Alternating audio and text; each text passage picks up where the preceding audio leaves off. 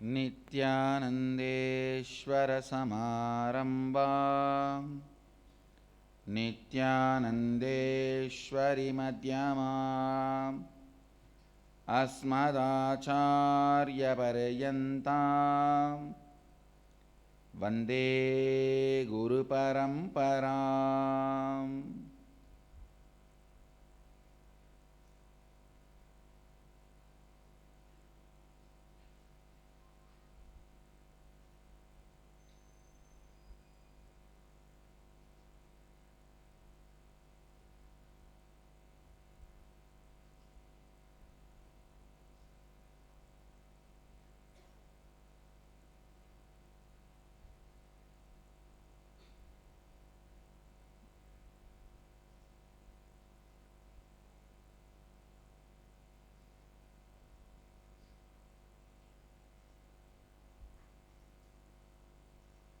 உங்கள் அனைவரையும் வணங்கி வரவேற்கின்றேன்.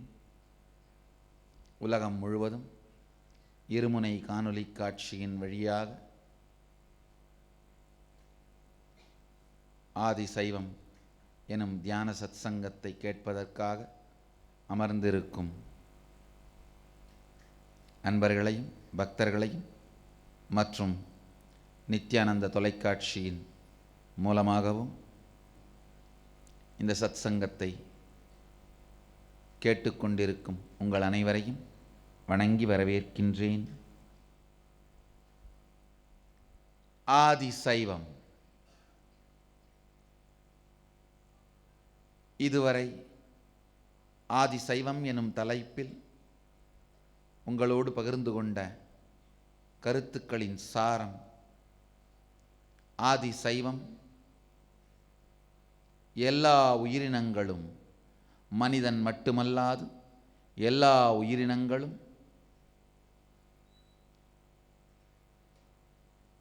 தன்னுடைய மூல நிலையான இறைத்தன்மை,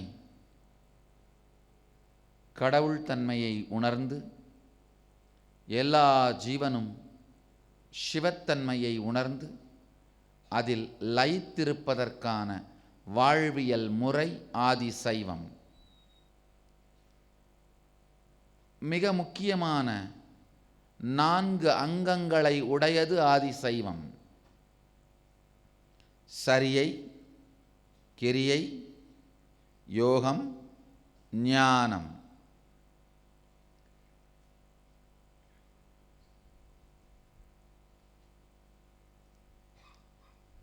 ஆதிசைவம் எனும் இந்த வாழ்வியல் முறை பரம்பொருள் அகண்ட பரிபூரண சச்சிதானந்த சின்மயானந்த நித்யானந்த ஸ்வரூபி சதாசிவனே செய்து வைத்த, உலகிற்கு வழங்கிய ஆய்வியல், வாழ்வியல்,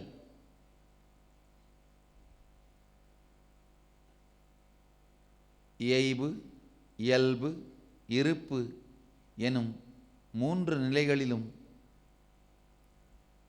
வாழ்வதனால் சிவத்துவத்தை நமக்கு எல்லோருக்கும், நம் எல்லோருக்குள்ளும் அனுபூதியாக மாற்றும் சக்தி வாய்ந்த இந்த வாழ்வியல் முறையை பரம்பொருளாம் பரமசிவனே அருளியிருக்கின்றார்.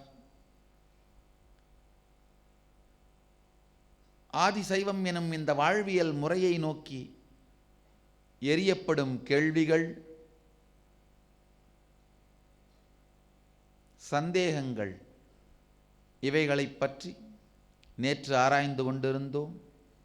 இன்று மேலும் அவைகளை ஆழமாக ஆழ்ந்து பார்ப்போம்.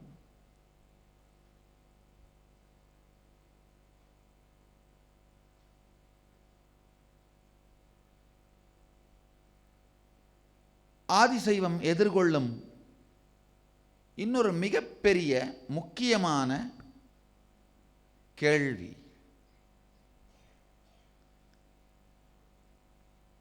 நானே என்னுடைய வாழ்க்கையில் இந்த கேள்வியை சில மூடர்களிடமிருந்து எதிர்கொள்ள வேண்டியிருந்தது. இது ஒரு மிகப்பெரிய மூடத்தனம் சார்ந்த பிரச்சனை. ஆழ்ந்து புரிந்து கொள்ளுங்கள். தூங்குபவனை எழுப்பலாம், தூங்குவது போல் நடிப்பவனை எழுப்புவது சாத்தியமே இல்லை.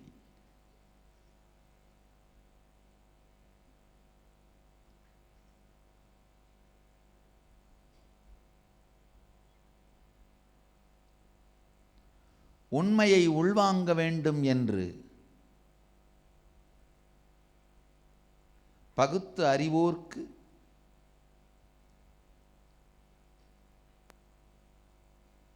பதில் மூலம் சத்தியத்தை சாத்தியமாக்கலாம்.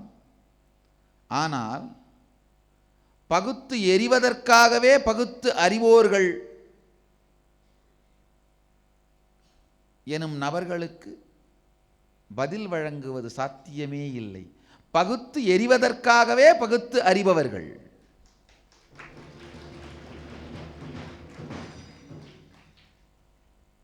இவர்களுடைய கேள்வி, இவர்களுடைய வாதம், இவர்களுடைய பிரதிவாதம் எல்லாமே பித்தலாட்டம். பகுத்து எரியவே பகுத்து அறியும் இந்த பித்தலாட்டக்காரர்கள் எரிந்த சில கேள்விகள். இந்த கேள்வியை ஆழ்ந்து புரிந்து கொள்ளுங்கள். இங்கு கேள்வி கூட இல்லை. அவர்களே அறியாது செய்த பகுத்து எறிவதற்காக பகுத்து அறிந்த மூடத்தனத்தின் எச்சங்களும் மிச்சங்களும் அவர்களுடைய கொள்கைகளாகவும் கோட்பாடுகளாகவும் பாரம்பரியம் என்கின்ற பெயராலே அதற்கு பட்டாபிஷேகமும் செய்யப்பட்டு எரியப்பட்ட சில கேள்விகள். இவர்களுடைய பகுத்து எரியும் மூடத்தனத்திற்கு பாரம்பரியம் என்கின்ற பட்டாபிஷேகமும் செய்து வைத்து இந்த கேள்விகள் எரியப்பட்டன. அதில் முதல் கேள்வி என்னன்னா, சைவம் துவைத கருத்தை உடையது. அத்வைதிகளுக்கு சைவத்திற்கும் சைவ மடத்திலும் வேலையே இல்லை. அத்வைதிகள் சைவம் சைவ மடங்களுக்குள் சைவ சம்பிரதாயத்திற்குள் வரக்கூடாது. அதற்கும் இதற்கும் சம்பந்தமே இல்லை. ஒரு மிகப்பெரிய பிரச்சனை. ஆழ்ந்து புரிந்து கொள்ளுங்கள்.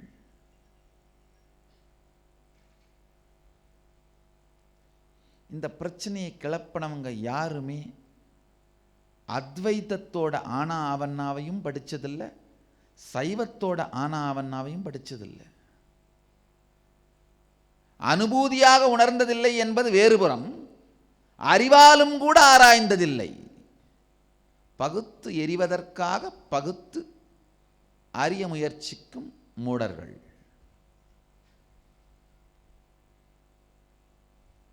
எந்த காரணத்திற்காகவோ இந்த கேள்வியும் சந்தேகமும் எழுந்துவிட்டது. அதனால் பதில் சொல்லியே தீர வேண்டிய, இதற்கு தீர்வளித்தே தீர வேண்டிய கடமையும் பொறுப்பும் இருப்பதனால் இந்த பிரச்சனையை அலசி ஆராய்வோம். ஒரு கும்பல் சைவம் துவைதம் எனும் கருத்தை சார்ந்தது. இங்கு அத்வைதத்திற்கு இடமில்லை, ஸ்மார்த்த அத்வைதத்திற்கு இடமில்லை. இன்னொரு கும்பல் சைவம் விசிஷ்டாத்வைதம். இங்கு மத்வரின் துவைத கருத்துக்களுக்கு, வைஷ்ணவ துவைத கருத்துக்களுக்கு இடமே இல்லை. இன்னொரு கும்பல்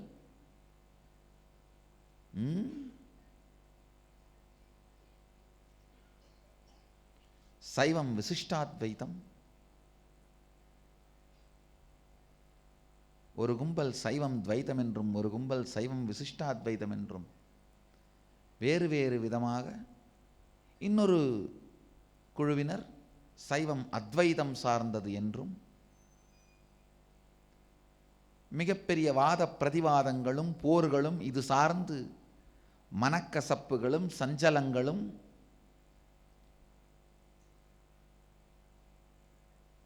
சங்கடங்களும்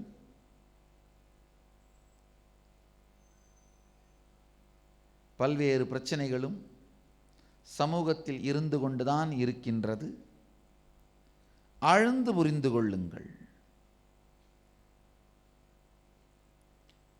துவைதம், விசிஷ்டாத்வைதம், அத்வைதம் மூன்றுமே ஒரு ஜீவன் சிவத்துவத்தை அடைகின்ற பாதையிலே உணருகின்ற அனுபூதிகள்.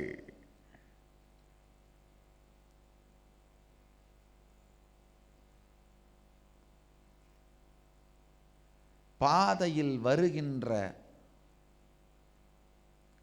ஊர்களைப் போல, பாதையில் வருகின்ற ரயில் நிலையங்களைப் போல ஒருவன் தன்னை உடல் என்று உணரும் பொழுது பெருமானையும் வடிவத்தில் பார்த்து ரசிக்கின்றான். அது துவைதம். தன்னை தன்னுடைய மனதிலே நிலவுகின்ற சந்தோஷம் அல்லது துக்கம் அதோடு இணைத்து தன்னை உணர்வு என்று காணும் பொழுது இறைவனையும் பிரபஞ்ச உணர்வாக பார்த்து அதில் தான் ஒரு பாகமாக பார்த்து விசிஷ்டாத்வைதத்தை அனுபவிக்கின்றான். இதை தாண்டி தான் எனும் தனி உணர்வே மறையும் பொழுது ஜீவன் சிவனாக மாறும். சிவோகம் எனும் அத்வைத நிலையை அனுபவிக்கின்றான்.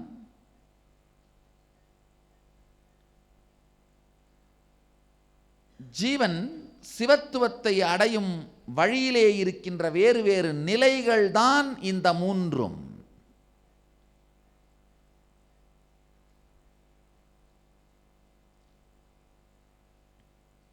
பரம்பொருள் சதாசிவன் நேரடியாக உலகத்திற்கு காட்டியிருக்கும் அருளியிருக்கும் வாழ்வியல் நெறியான ஆதி சைவம் இந்த மூன்றையும் உள்ளடக்கி இந்த மூன்றுக்கும் அப்பாற்பட்டதாய் திகழ்கின்றது.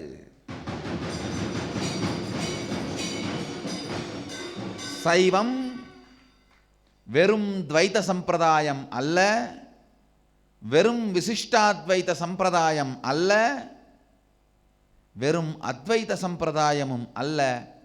இந்த மூன்றையும் உள்ளடக்கி இதையும் தாண்டி சில பல படிகளையும் உள்ளடக்கியது சைவம். சைவத்தை துவைதத்திற்குள்ளும் விசிஷ்டாத்வைதத்திற்குள்ளும் அடக்க முயற்சிக்கும் மூடர்கள் சிவத்ரோகிகள்.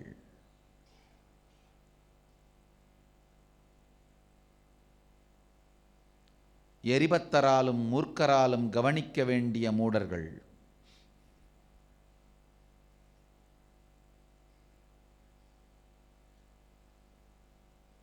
சைவத்தை துவைதம், விசிஷ்டாத்வைதம், அத்வைதம் எனும் எந்த ஒரு சட்டத்திற்குள்ளும் அடக்கிவிட முடியாது. எந்த நிலையில் எந்த ஜீவன் இருந்தாலும்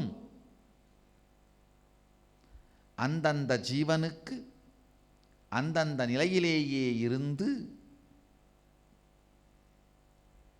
சத்தியத்தை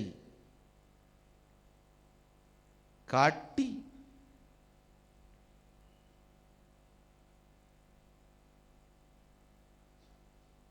சிவத்துவத்தில் நிலை பெற வைக்கும் வாழ்வியல் முறை சைவம்.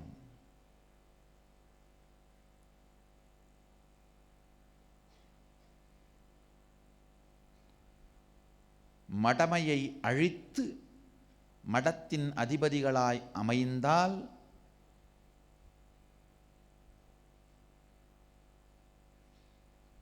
அது மக்களுக்கு நன்மை செய்யும். மடைமையை அழிக்காமல்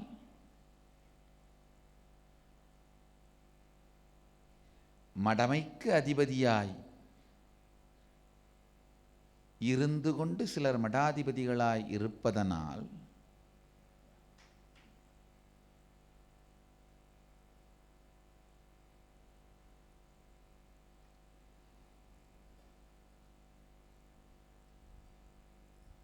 பீடத்திற்கு அதிபதியாக இருப்பதற்கு பதிலாக மக்களை பிடித்த பீடை அதிபதிகளாக இருந்து கொண்டு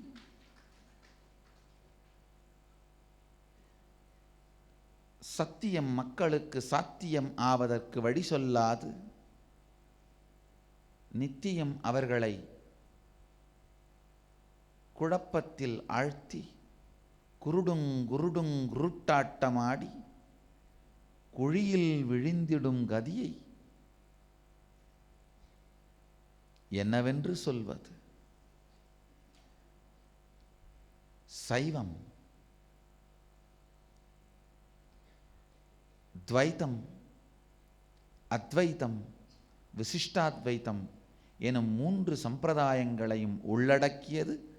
இவை 3ற்கும் அப்பாற்பட்டது. இது ஒரு முழுமையான வாழ்வியல் முறை.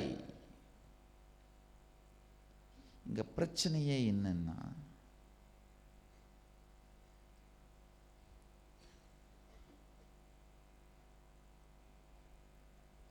ஒரு ஊர்ல ஒரு பெரிய குளம்.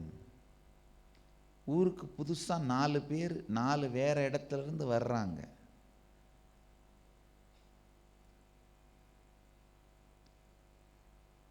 அதுல வந்த ஒருத்தர் அங்கிருந்த ஊரில் இருந்த ஒரு குடியானவன் விவசாயியை பார்த்து கேட்கிறார்கள், ரொம்ப தாகமா இருக்கு, தண்ணி எங்க கிடைக்கும்? குடியானவன் குளத்தை காட்டுறான். இன்னொருத்தர் கேட்கிறாரு, பாணி எங்க கிடைக்கும்? வடநாட்டில இருந்து வந்தவர். குடியானவன் குளத்தை காட்டுறான். இன்னொருத்தர் ஆந்திரால இருந்து வந்தவர், நீல் எங்க கிடைக்கும்? குடியானவனுக்கு வார்த்தை புரியல, ஆனால் சைகை மூலமாக காட்டினதுனால குளத்தை காட்டினான். அந்த காலத்தில் இப்படி காமிச்சா வெறும் தண்ணி மட்டும்தான். அந்த காலத்தில்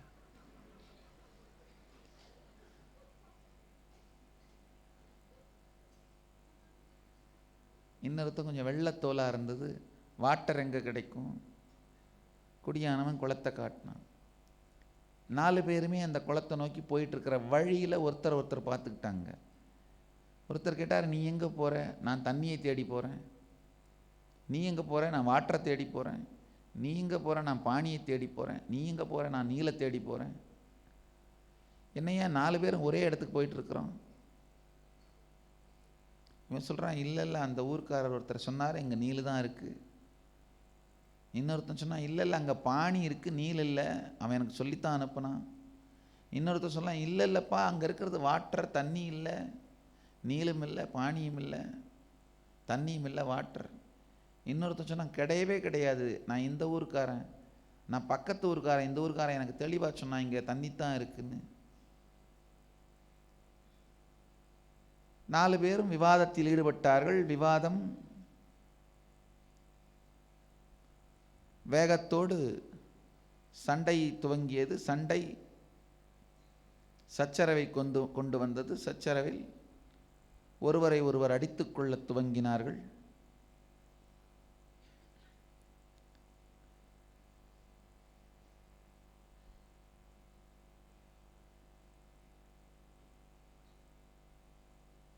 கடைசியில் 4 பேரும் ஒருவரை ஒருவர் வெட்டி கொண்டு குளத்தில் இறங்கி 4 பேரும் சொல்கின்ற வேறு வேறு வார்த்தைகளால் குறிக்கப்படும் வஸ்து ஒன்றுதான் என்பதை தெரிந்து கொள்ளாமலே இறந்து போனார்கள்.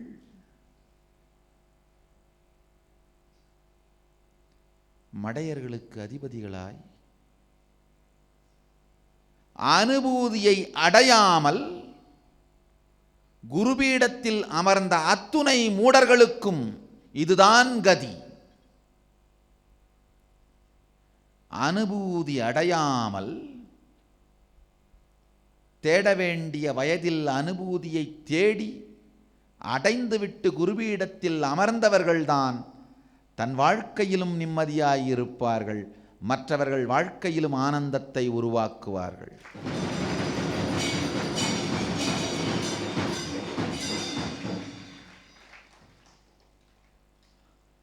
சின்ன வயசில்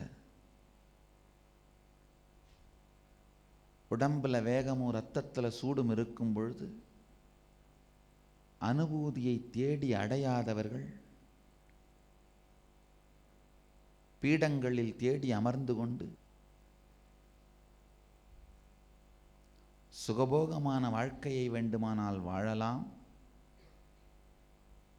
ஆனால் அவர்களுக்கு அந்த பீடமே பந்தமாக மாறி தனியாக எந்த தண்டனையும் வேண்டியதில்லை. அவருடைய கடைசி காலத்தை பார்த்தால் போதும், அவர்கள் வாழும் நரக வாழ்க்கையை பார்த்தால் போதும், தனியாக ஒரு தண்டனை தேவைப்படாது. அதனால தான் என்னுடைய சன்னியாசிகளுக்கும் பிரம்மச்சாரிகளுக்கும் திரும்ப திரும்ப சாமி சொல்கிறேன், மீண்டும் மீண்டும் அவர்களுக்கு நான் சொல்வதுண்டு, இளமையில் இறைவனை தேடு.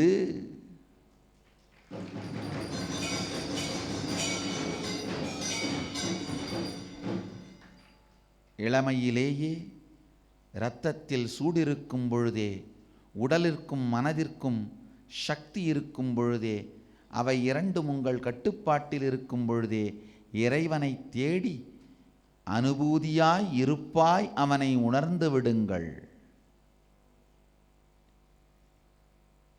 இளமையில் தேடாமல் விட்டவர்கள் முதுமையில் படும் கஷ்டத்தை நான் நேரில் பார்த்திருக்கின்றேன்.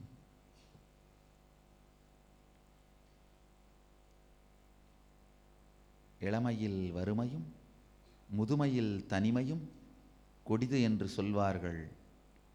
நான் சொல்கிறேன், இளமையில் இறைத்தேடல் இன்மையும் முதுமையில் இறை வெறுமையும் தான் மிக கொடுமையான நரகங்கள். தானே அனுபூதியை அடையாமல்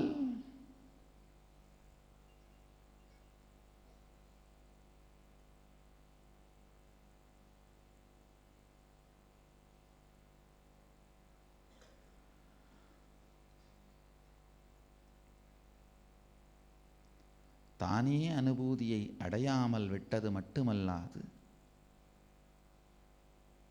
அனுபூதி அடைந்தவர்கள் உலகிற்கு சொல்லும் உண்மையையும் மூடத்தனத்தால் மறுத்துரைத்து எதிர்த்துரைத்து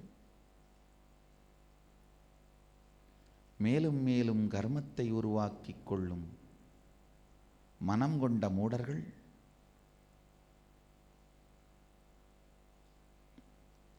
சைவத்தை துவைதம் விசிஷ்டாத்வைதம் எனும் சிறு சிறு கூண்டுக்குள் அடைக்க முயற்சிக்கின்றார்கள். நன்றாக புரிந்து கொள்ளுங்கள். துவைதம் விசிஷ்டாத்வைதம் அத்வைதம் போன்றவைகள் தத்துவங்கள், கொள்கைகள், கோட்பாடுகள்.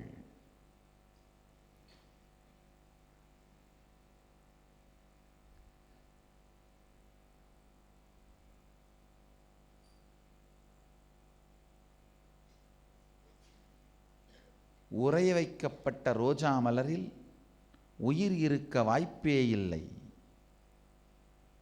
உறைய வைக்கப்பட்ட தாமரை மலரில் தனித்துவம் இருக்க வாய்ப்பே இல்லை.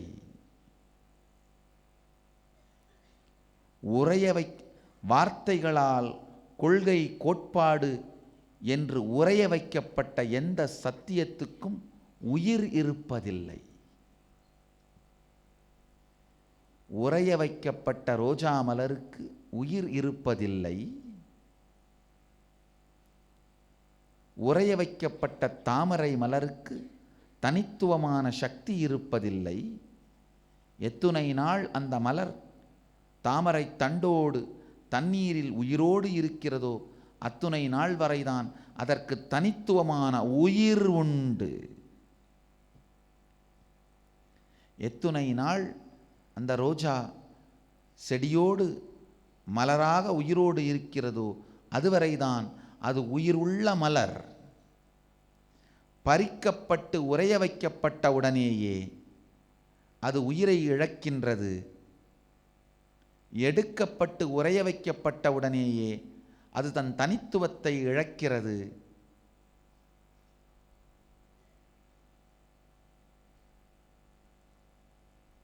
கொள்கை கோட்பாடு எனும் சிறையில் அடைத்து வார்த்தை எனும் சங்கிலியால் கட்டப்பட்டவுடனேயே சத்தியம் தன் நித்தியத்துவத்தை இழக்கிறது.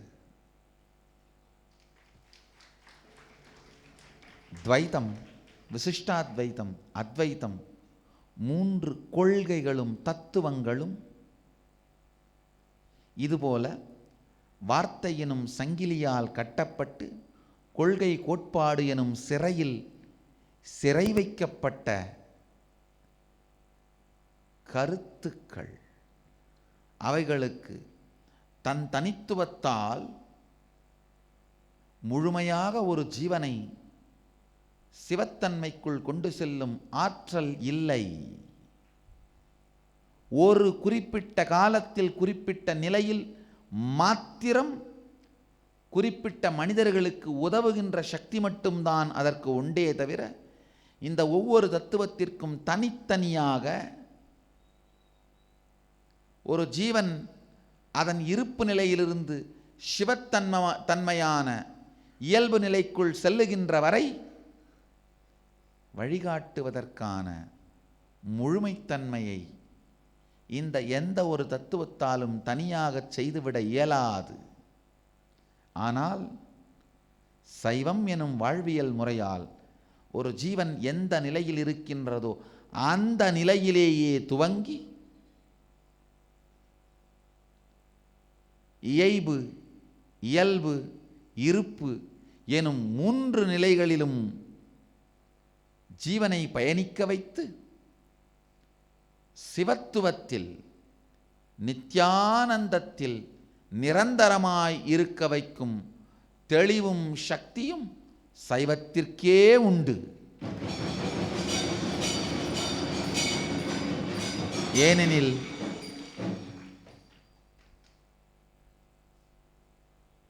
சொன்னவன் சுந்தர தமிழில் இந்த சுகபோத ஞானத்தை சொன்னவன் என்னவன் மன்னவன் தென்னவன்.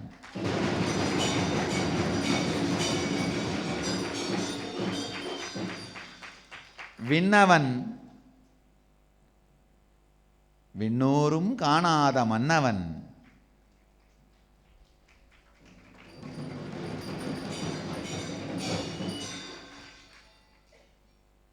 விண்ணவன் விண்ணோரும் காணாத மன்னவன் தன் தனிப்பெருங்கருணையால் தென்னவனாய் தோன்றிய என்னவன்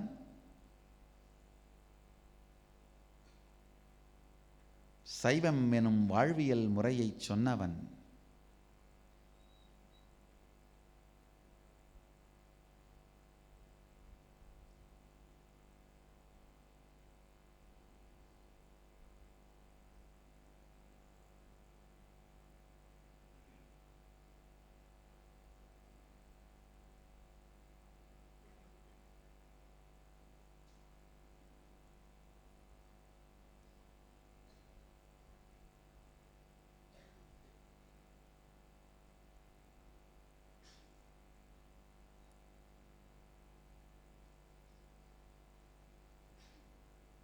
துவைதம் ஒரு குறிப்பிட்ட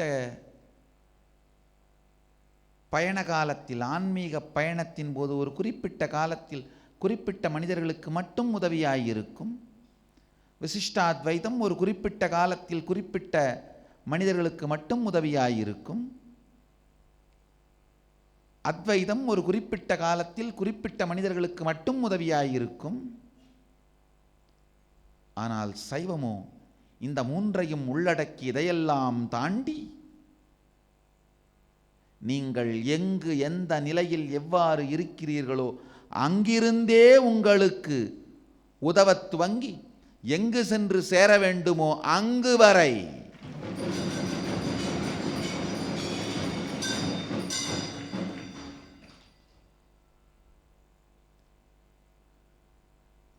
குறிக்கோளாய்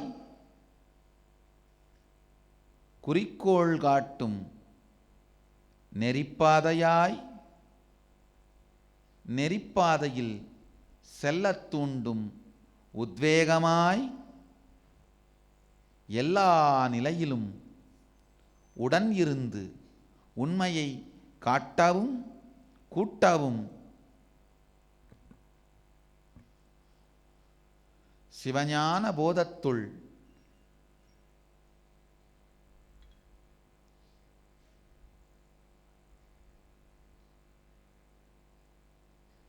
சிவத்துவ நிலைக்குள் எப்பொழுதும் இருக்கச் செய்யவும்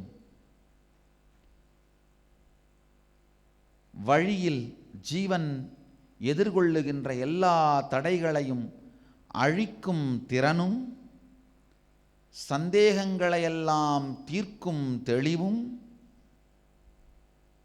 வழியில் ஏற்படும் சோம்பல் மனச்சோர்வு இவைகளையெல்லாம் அழித்து உற்சாக ஊஞ்சலில் ஏற்றி நம்மை உத்தம நிலைக்கு கொண்டு செல்லும் எல்லா நுட்பங்களும் நுண்மைகளும், நுட்பம் அப்படின்னா டெக்னிக், நுண்மை அப்படின்னா டெக்னாலஜி.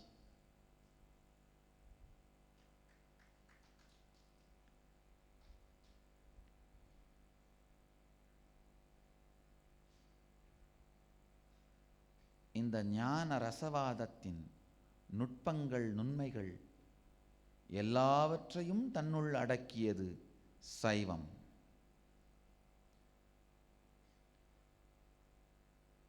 சிவோகம் எனும் சத்தியம் அகம் பிரம்மாஸ்மி எனும் வார்த்தைக்கு சமம் கிடையாது. அகம் பிரம்மாஸ்மி ஸ்மார்த்த அத்வைதம், சிவோகம் சைவ சத்தியம்.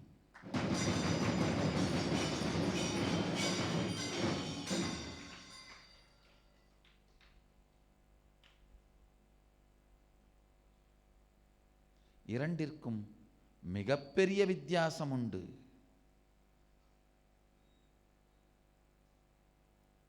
பிரம்மம் என்று ஸ்மார்த்தம் விளக்குவது இருப்பு இருப்பின்மை என்கின்ற எல்லாவற்றையும் முழுமையாக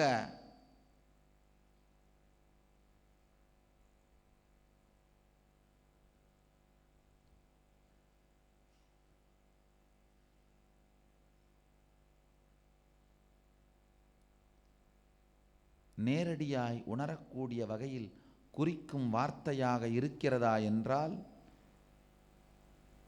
நடைமுறையில் இல்லை.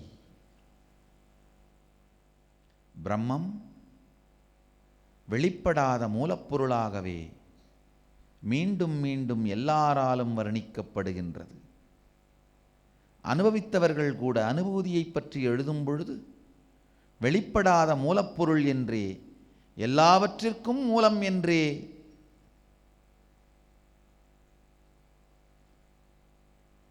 அதை ஒரு தன்மை என்றும் பொருள் என்றுமே விவரிக்க முற்படுகிறார்கள். ஆனால் சிவம் வெறும் சில குணங்கள் தன்மைகள் இவைகளின் தொகுப்பு அல்ல. தன்னுடைய சுய விருப்பமும் வெறுப்பும் தெளிவும் தெரிப்பும் இயங்குவதும் இயங்காமையும் தேவைப்படின் இயங்கவும் வேண்டாமெனும் பொழுது இயங்காமல் இருக்கின்ற சுதந்திரமும் கொண்ட சக்தி வல்லமை மாத்திரம் அல்ல, வல்லமை சக்தியை வேண்டும் பொழுதும் வெளிப்படுத்தி தேவையில்லாத பொழுது வெளிப்படுத்தாமல் கட்டுப்படுத்தி வைக்கும் சுதந்திரமும் தன் கருணையாலே எந்த விதியையும் மாற்றக்கூடிய, எதிலும் தலையிட்டு எல்லா விதி நிஷேதங்கள், செய்ய வேண்டியவை செய்ய வேண்டாதவை, செய்யக்கூடியவை செய்யக்கூடாதவை எனும் விதிகளை எல்லாம் அப்பாற்பட்டு இயங்கும் இருப்பு நிலையாக சிவம் எனும் வார்த்தை நமக்கு தெளிவாக அந்த உணர்வை உணர்த்துகிறது.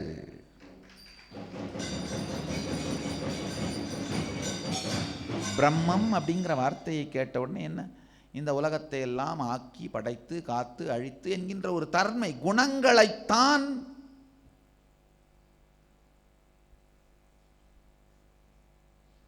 நீங்கள் உணர்கிறீர்கள், சிந்திக்கிறீர்கள், நினைக்கிறீர்கள், படிக்கிறீர்கள்.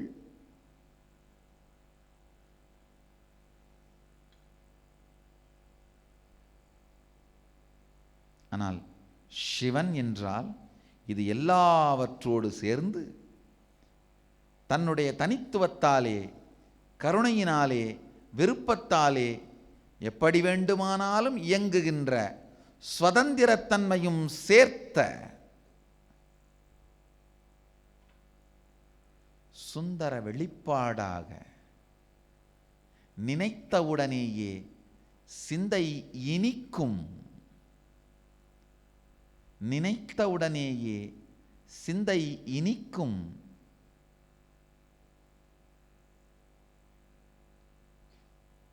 சிவபெருமான் உணர்வே மேலோங்கி நிற்பதால் அகம் பிரம்மாஸ்மி எனும் மகாவாக்கியத்தை விட சிவோகம் எனும் மகாவாக்கியம் அதிகம் உபயோகத்திற்கு உரியது, உண்மையை அளிக்கும் சக்தி வாய்ந்தது, நேரடியாக அனுபவத்திற்கு உரியது, சத்தியத்தை சாத்தியமாக்கும் சக்தி உடையது.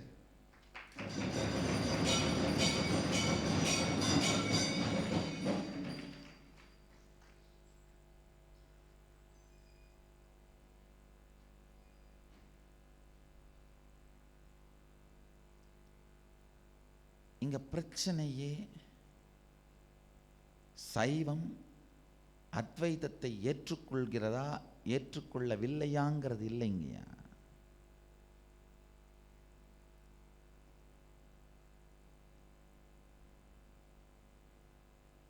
பிரச்சனை என்னன்னா, நீங்க அத்வைதத்தை நம்பினாலும், விசிஷ்டாத்வைதத்தை நம்பினாலும், துவைதத்தை நம்பினாலும், என்ன வேணா நம்புங்க, எதையோ ஒன்றை கடைபிடித்து சண்டையை தவிர்த்து குளத்திற்குள் இறங்கி பாருங்கள். இதுதான் சைவம்.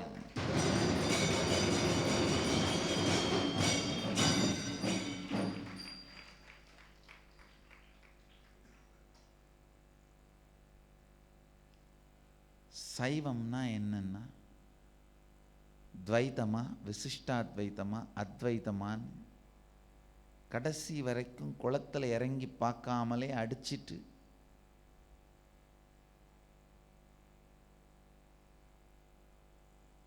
தாகத்திலேயே செத்துப்போன 4 பேரை மாதிரி இல்லாமல்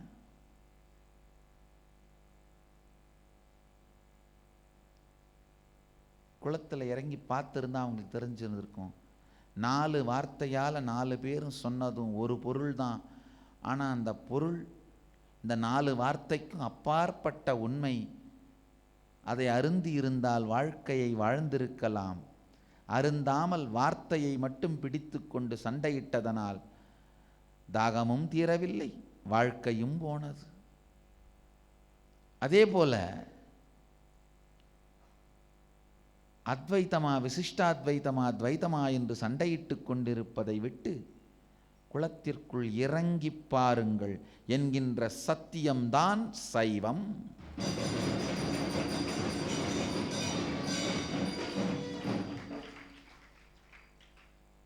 சைவத்திற்கான ஒரு ஆழமான விளக்கம் இதுதான்.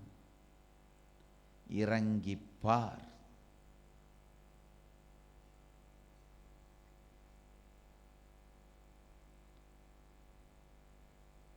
சண்டையை தவிர்த்து சச்சரவை ஒழித்து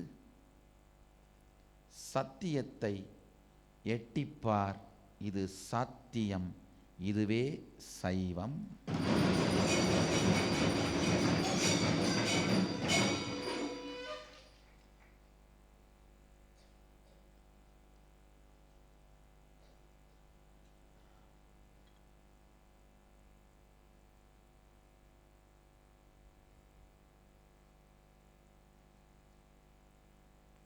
பாடி பாடி பாடி பாடி கரைந்து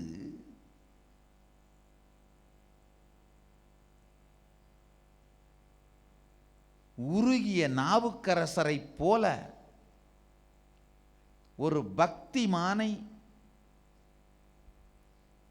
எந்த துவைத சம்பிரதாயமாவது உருவாக்க முடியுமா? துவைதத்தின் உச்சி சவிகல்ப சமாதியிலேயே வாழ்ந்த திருநாவுக்கரசு பெருமான்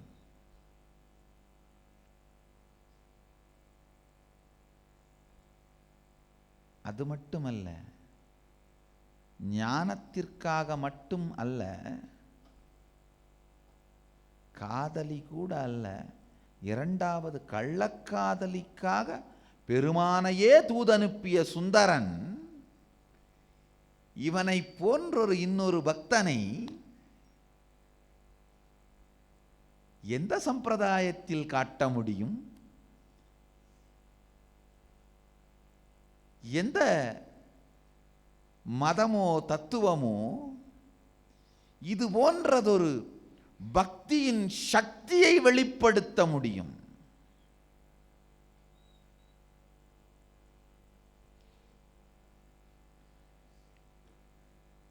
இன்னொரு மனைவி, இன்னொரு பெண் உன் வாழ்க்கையில் இருக்கக்கூடாது என்று முதலாவதாக பார்த்த காதலி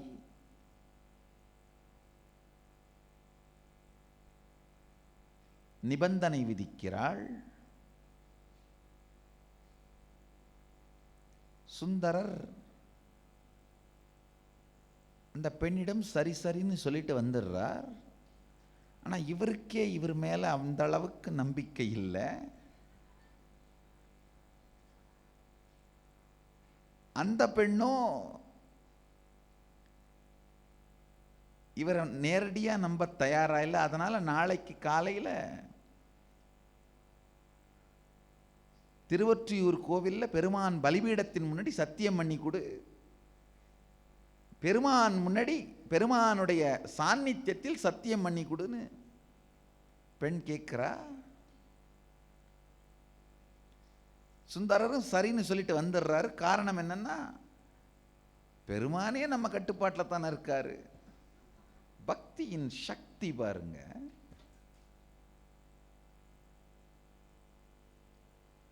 ஒரு பெண்ணை தான் சொல்லி கேட்க வைப்பதை விட பெருமானை சொல்லி கேட்க வைப்பது சுலபம் என்கின்ற அளவிற்கு பக்தியின் சக்தி வந்து பெருமான்கிட்ட சொல்றார், அப்பா நாளைக்கு இந்த இடத்துல நான் சத்தியம் பண்ண போறேன், நீ அங்க இருக்காத, பக்கத்தில் இருக்கிற மரத்து ஓரமா ஒதுங்கிருன்னு சொல்றாரு. பெருமான் அப்படியே ஆகட்டும் அப்பா அப்படின்னுறாரு. அதோட சும்மா இல்ல, அந்த பெண் கனவுல போய் நாளைக்கு என்ன இங்க போக சொல்லி சுந்தரன் சொல்லி இருக்கா, நீ சத்தியத்தை அந்த இடத்துல கேட்டு வாங்குன்னு சொல்றாரு.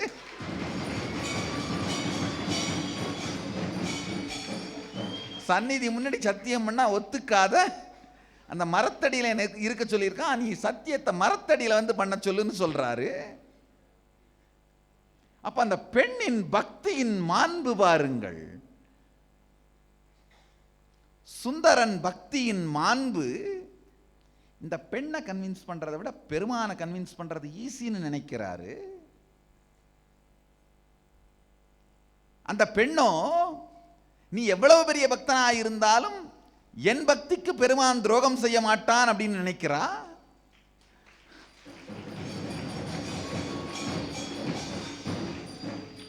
இது எல்லாமே பார்த்தீங்கன்னா ஏதோ ஒரு சிவத்தன்மை ஜீவன் முக்தி அடையிறதுக்கான போராட்டம் இல்லை, ரொம்ப சாதாரணமான காதல் கள்ளக்காதல் சம்பந்தப்பட்ட தினத்தந்தியில தினசரி நீங்க படிக்கிற ரொம்ப கிராமத்து விஷயம். இது ஒன்றும் பெரிய ஜீவன் முக்தி சார்ந்த ஆன்மீக பிரச்சனை இல்லை. நேரடியா பெருமானே தலையிட்டு ஏறத்தாழ ஆல்மோஸ்ட் ஒரு நாளுக்குள்ள 10 தடவை இந்த ஒரு விஷயத்தை அட்டன் பண்ணி இருக்காரு.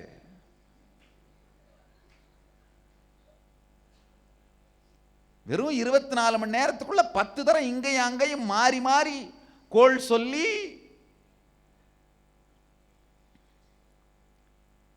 மறுநாள் காலையில் சுந்தரர் கோயிலுக்கு வராரு. வந்த உடனே இந்த பெண் வந்து சுந்தரர் ரொம்ப வேக வேகமாக அப்படியே ரொம்ப இன்னசென்ட்டாக ஃபேஸ வச்சுட்டு பெருமான் சந்நிதி முன்னாடி சத்தியம் பண்ணி கொடுக்க வர்றாரு. வந்த உடனே இவ சொல்கிறா, இல்லை இல்லை, நான் திடீர்னு என் மனசை மாற்றிக்கிட்டேன். பெருமான் முன்னாடி சத்தியம் பண்ண வேண்டாம், இந்த மரத்தடியில் பண்ணி கொடுத்தா போதும்.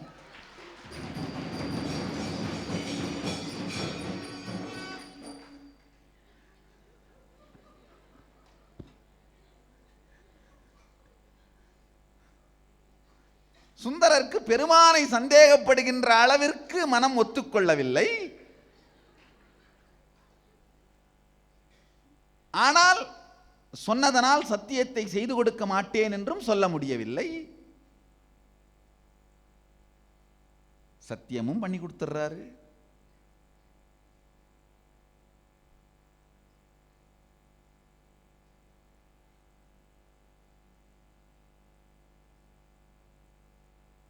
சத்தியத்தை மீறினால் கண் போய்விடும்.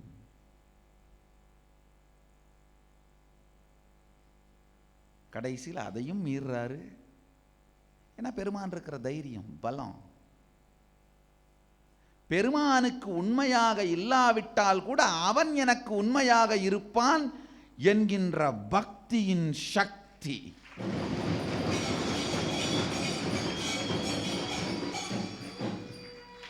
அவனுக்கு நான் உண்மையா இருந்தா எனக்கு அவன் உண்மையா இருப்பாங்கிறது பக்தி. அவனுக்கு நான் உண்மையா இல்லைன்னா கூட எனக்கு அவன் உண்மையா இருப்பான்ற தெளிவு பக்தியின் சக்தி.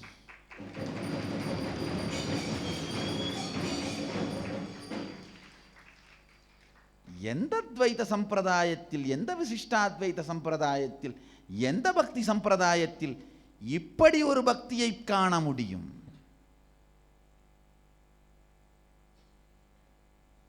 அது மட்டுமல்ல, இரண்டாவது மனைவிக்கு, கள்ளக்காதலிக்கு பெருமானையே தூதாகவும் அனுப்புகிறார். நீயே போய் கொஞ்சம் பார்த்து, சுந்தரர் ரொம்ப நல்லவர், மானே தேனேன்னு நீயே கொஞ்சம் சேர்த்து. காலேஜ் பசங்க அவங்க ஃப்ரெண்ட்ஸை தூது அனுப்புகிற மாதிரியே பண்ணியிருக்காரு. இன்னும் ஒரு 4-5 விஷயத்தை நீயே சேர்த்து சொல்லு. பெருமான் கேட்குற, நான் என்னென்னலாம் சொல்லணும்னு சொல்லு, அதை அப்படியே சொல்லிட்டு வர்றேன். நான் 2-3 சொல்கிறேன், உன் கிரியேட்டிவிட்டியை யூஸ் பண்ணி இன்னும் ஒரு 4-5 நீயே சேர்த்து சொல்லிட்டு வாப்பா. அதையும் செய்கிறார்.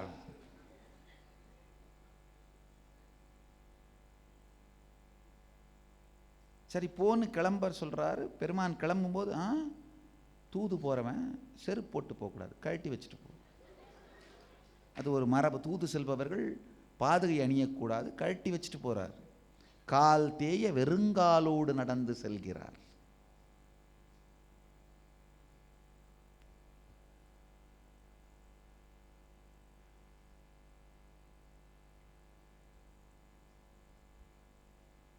அதையும் பண்றார். அதுக்கு பிறகு இழந்த 2 கண்ணையும் திருப்பியும் கொடுக்கிறார். வேறு எந்த சம்பிரதாயத்தில் இது போன்ற பக்தியை, சில சம்பிரதாயங்களில் ஒருவேளை இது போன்ற பக்தர்கள் இருந்தால் கூட இந்த மாதிரியான செய்திகளை எதிர்கால சந்ததியின் ஒழுக்கம் கருதி, எதிர்கால சந்ததியினர் இதை தவறாக கடைபிடிக்க கூடாது என்று கருதி அதை மறைத்து இருப்பதற்கான வாய்ப்புகள் தான் அதிகம். ஆனால் இங்கு எதை பற்றியும் கவலைப்படாமல் இதை பட்டவர்த்தனமாக தெளிவாக வரலாறாக பதிந்தும் வைத்திருக்கும் தைரியமான ஒரே சம்பிரதாயம் சைவம்.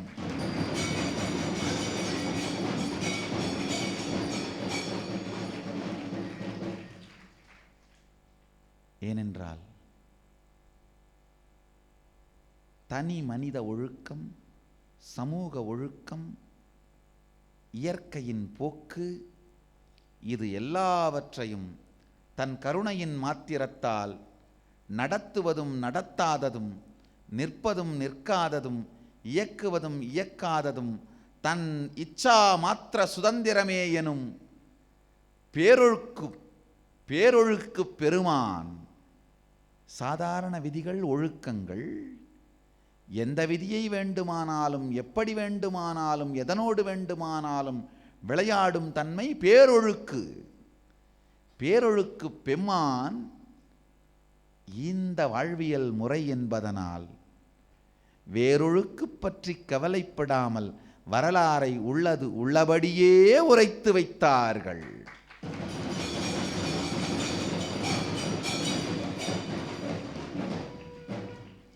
சுந்தரர் மாதிரி ஒரு அத்வைத்தியையோ,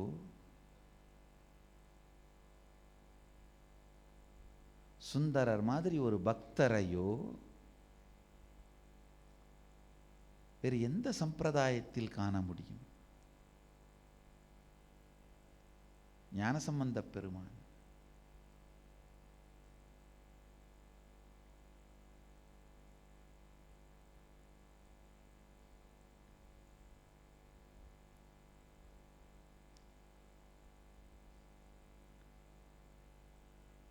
உணர்வாலே அத்வைத நிலையை அடைந்தவர்கள் உண்டு.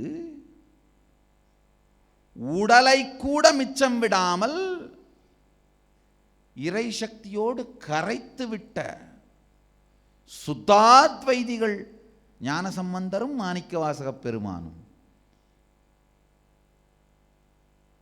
அப்பர் மாதிரி பக்தரையோ, துவைதத்தின் உச்சத்தை பார்த்தவரையோ, சுந்தரரை போல பக்தியின் சக்தியை வெளிப்படுத்தியவர்களையோ, ஞானசம்பந்தரை போல, மாணிக்கவாசகரை போல உச்சநிலை அத்வைதத்தை அனுபூதியாய் உலகுக்கு காட்டியவர்களையோ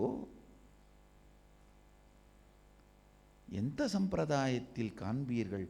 இவைகளையெல்லாம் உருவாக்கிய ஒரு சம்பிரதாயத்தை அத்வைதம், துவைதம், விசிஷ்டாத்வைதம் எனும் சின்ன தீப்பெட்டிக்குள் அணைக்க முயற்சிப்பவர்கள் தீயால் சுட்டெரிக்கப்படுவீர். இவைகள் எல்லாவற்றையும் தன்னுள் அடக்கும் சக்தி சைவம் ஒன்றிற்கே உண்டு.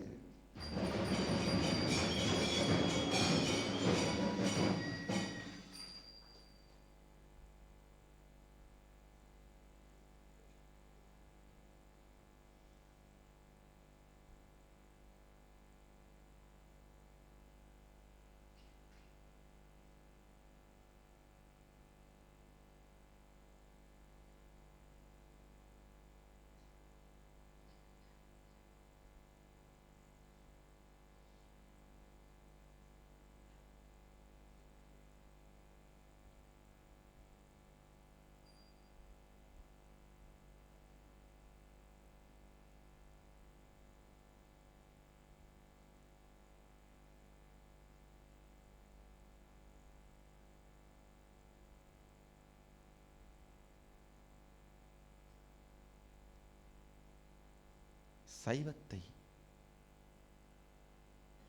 ஒரு சம்பிரதாயம் எனும் சாதாரண வார்த்தைக்குள் அடைக்க முயற்சிப்பது மிகப்பெரிய மூடத்தனம். இன்றைய சத்சங்கத்தின் சாரம் சைவம், துவைதம், விசிஷ்டாத்வைதம், அத்வைதம் எனும் எல்லா சம்பிரதாயங்களையும் உள்ளடக்கியது, எல்லாவற்றிற்கும் மூத்தது, எல்லாவற்றையும் தாண்டியது, எல்லாவற்றையும் உள்ளடக்கி அதற்கும் அதிகமானது. இருக்கின்ற எல்லா எண்ண ஓட்டங்கள், சிந்தனை ஓட்டங்கள், இவை அனைத்திற்கும் மூலமான தாயாய், தந்தையாய், அம்மையாய், அப்பனாய் நின்றது சைவம்.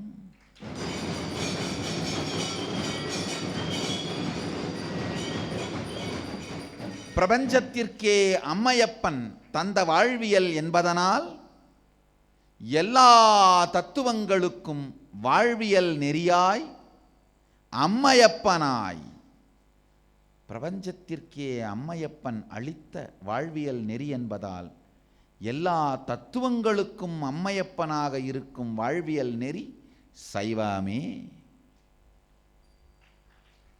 இதை ஒரு சிறு கட்டத்திற்குள் அடைக்க முயற்சிப்பவர்களும் மூடர்கள், அது ஒரு சிறு பகுதிக்குத்தான், சிறு கட்டத்திற்கு சொந்தமானது என்று சிந்திக்க முயற்சிப்பவர்களும் மூடர்கள், அதை பரப்ப முயற்சிப்பவர்கள் பாவிகள். சைவம் எல்லா சத்தியங்களையும் உள்ளடக்கியது. எல்லா சத்தியங்களுக்கும் உள் அடங்குவது. எல்லா சத்தியங்களுக்கும் எல்லா சத்தியங்களுக்குள்ளும் இருக்கும் சத்தியத்தின் சாரம் சைவம்.